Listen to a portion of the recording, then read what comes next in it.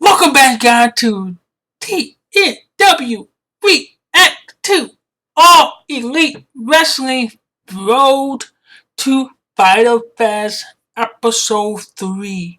3, guys, 3. I think there's one more episode to go before the big go home video for Fyter Fest and for the 29th, or the 28th, no, 29th, yeah, Sunday. And I think the fight for the Fallen is July 13th. So I can't wait. So we're going to roll it with the video and we're going to see what is next for All Elite Wrestling. Let's do it. Let's go.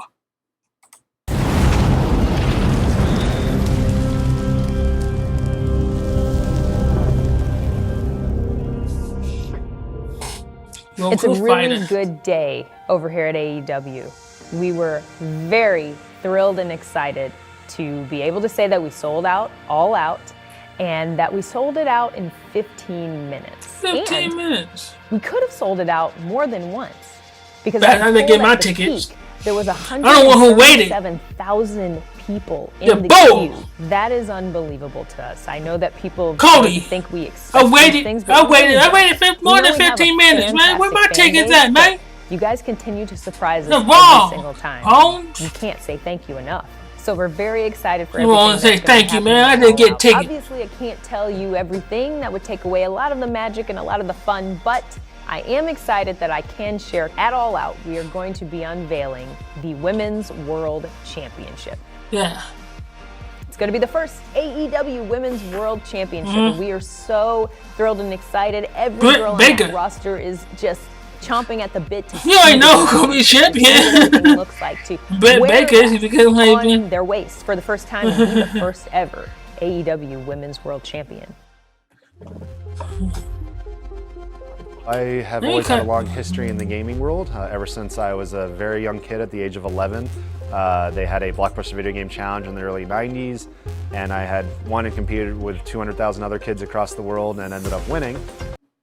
And that's when I knew that gaming was my biggest hobby and passion. About 10 years ago, I started hosting events, and they just kind of grew from there into what CEO is today. And then in 2012 is kind of where we started to draw the real-life similarities between professional wrestling and fighting games, and having a convention that was about finding out who was the best of the best, but also finding out and presenting something entertaining for people to watch and enjoy. So that was the first year I'd actually just rented a wrestling ring as the stage.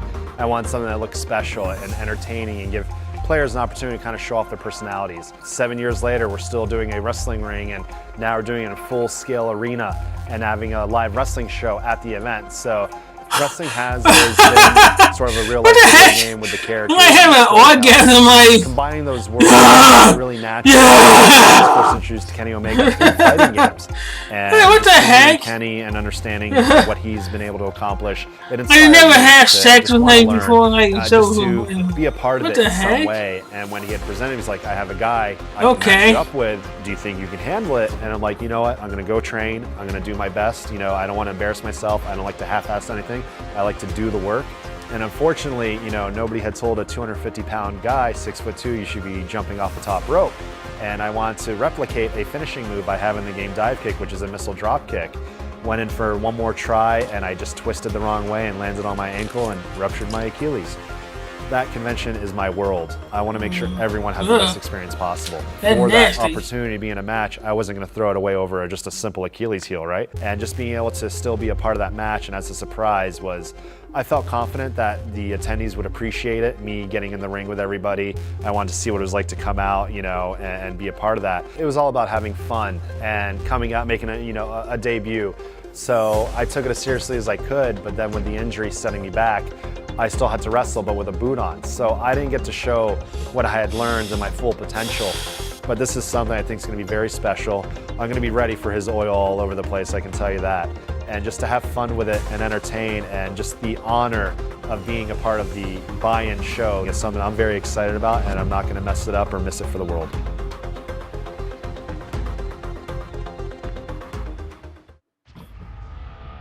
My history with CIMA started in 1999. I had my first long tour with Michinoku Pro Wrestling. They put me as Curryman in a group with CIMA. He had already had an established group called Crazy Max, but CIMA was the guy that sort of took me under his wing there and helped me learn the Japanese style and what they were expecting from me as an American wrestler there. Sort of showed me the ropes, and because of that I felt like I got very comfortable very quickly, and I felt like I had a lot more success than I would have had if I was on my own.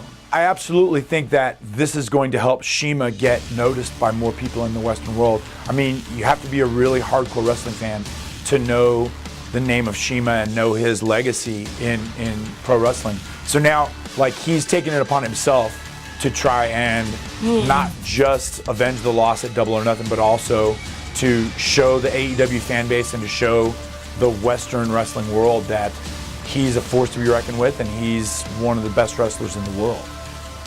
I've been doing mostly six-man tags, mostly tag team matches in the past couple months, so can I still perform by myself at that top level that I've wanted to perform at? And there's no better opponent to test my skills against than someone like CIMA.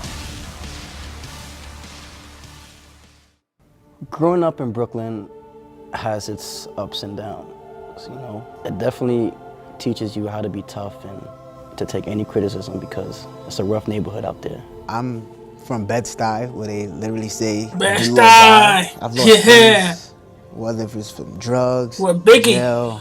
I had to drop certain people in my life to just cope with what I wanted to do, just to like take the next step to be a better person. Just the fact that when I told my friends that I wanted to be a professional wrestler, they laughed at me and said, "Why you want to do that fake stuff?" It's like, yo, it's not fake, it's a dream that I want to accomplish.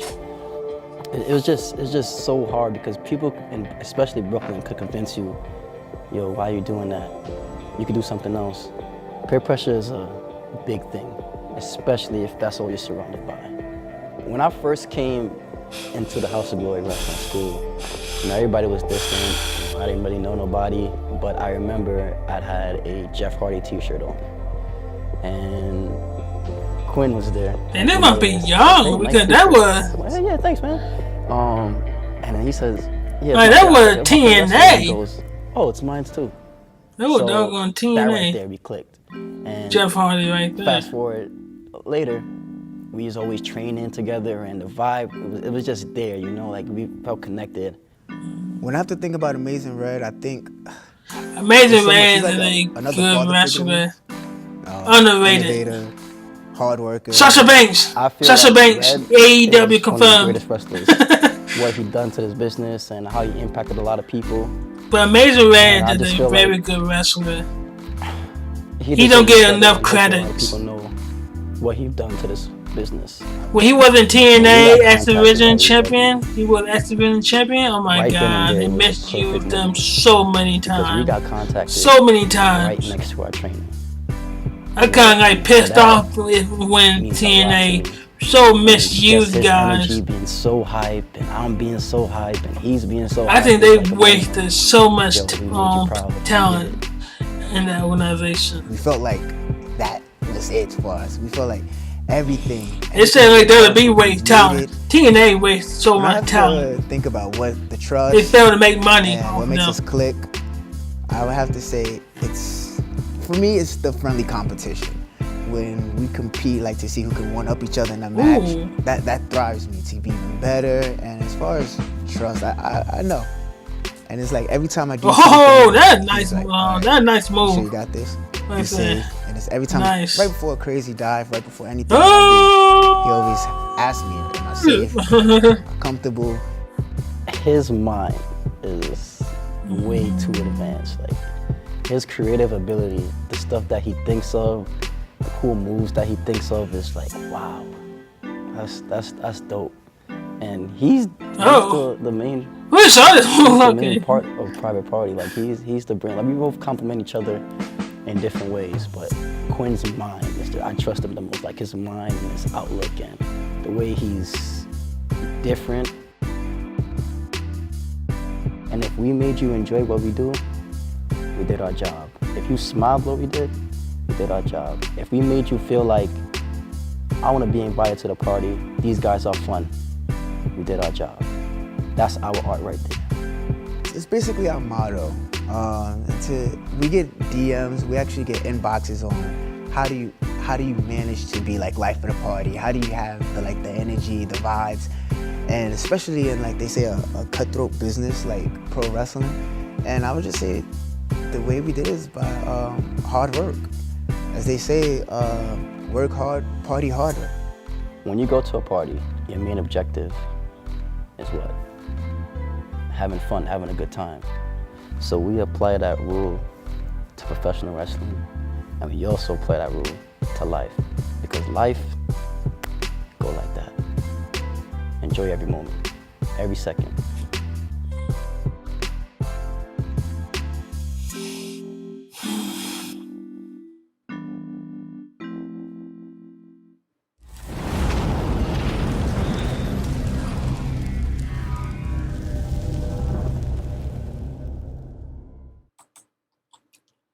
That was another great video and great